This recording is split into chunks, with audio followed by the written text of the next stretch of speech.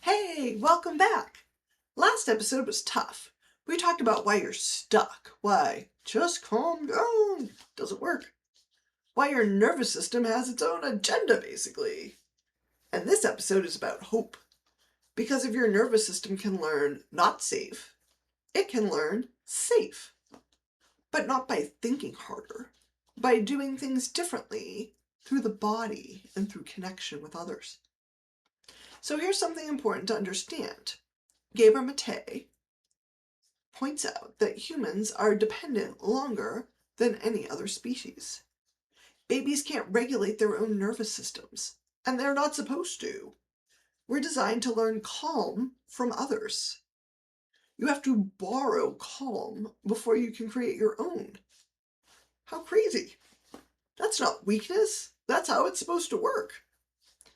And I've seen it in my work when I was practicing. A calm person helps a distressed person get calm. So that's why being alone when you're upset makes it worse, and being with safe people makes it better. So here's how it's supposed to go. The baby is upset, crying, distressed. The parent comes, holds the baby, stays calm, says, "I've got you. You're okay."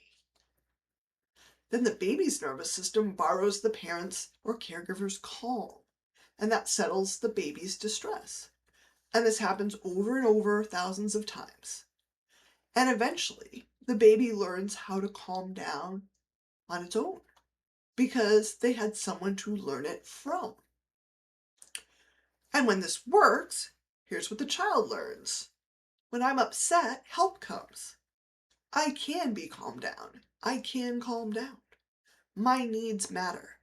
Things work out. So that's what getting loved actually installs. Loving a baby.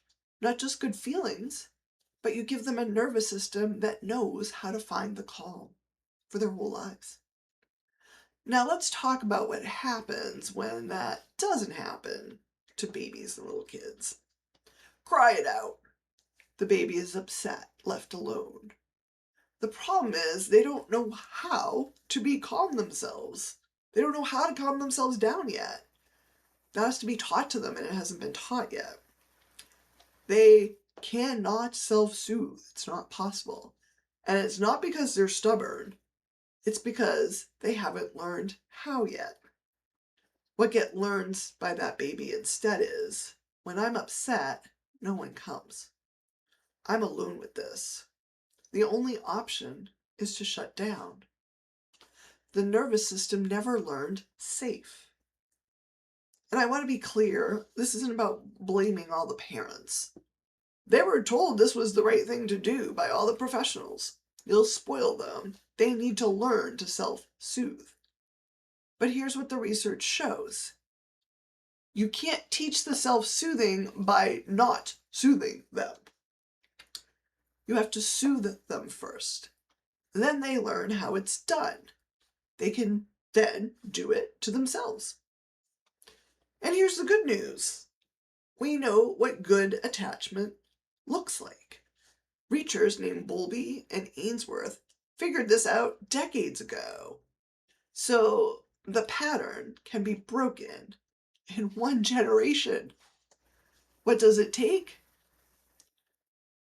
Adults responding to babies when they need you. And being physically close, like touch really matters. Being emotionally present, really seeing them. That's what Mr. Rogers did, even on television. Being consistent, so they can count on you. And letting them explore, because they know you're there, and safety is you. Think about tribal life and how this went versus now.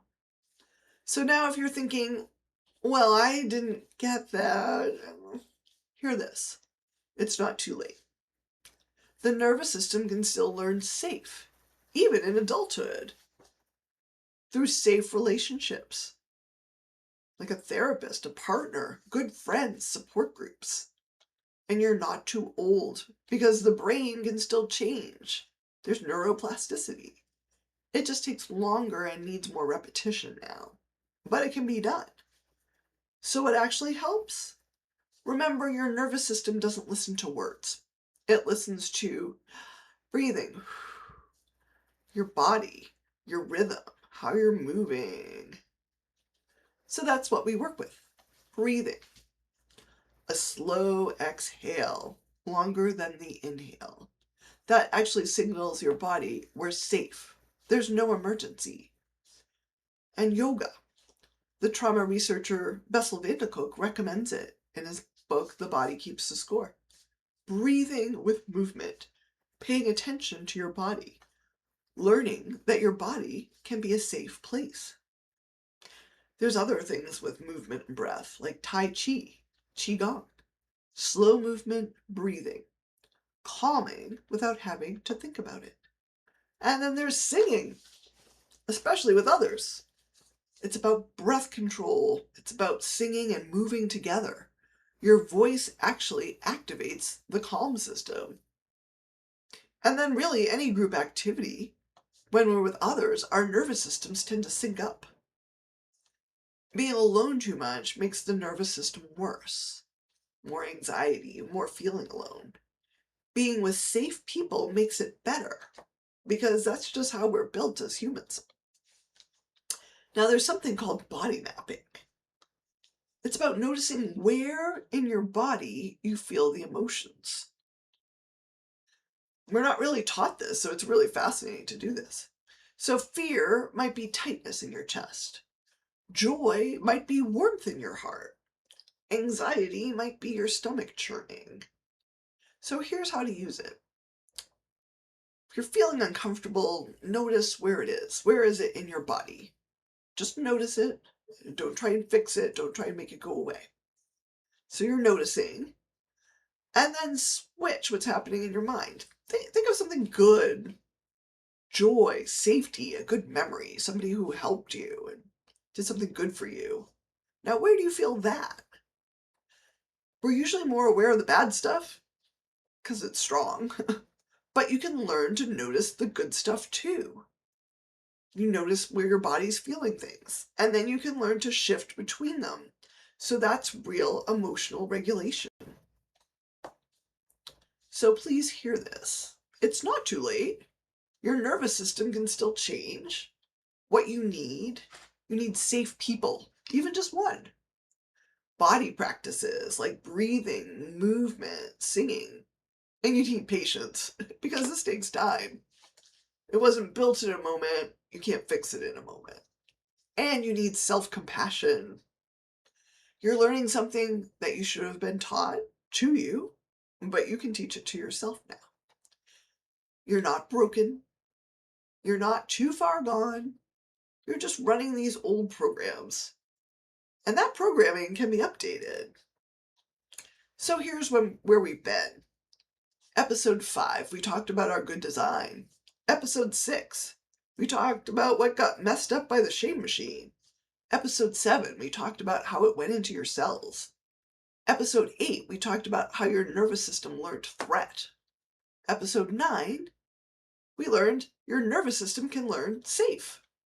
Through the body, through connection with other people live in person. Through practices that actually work.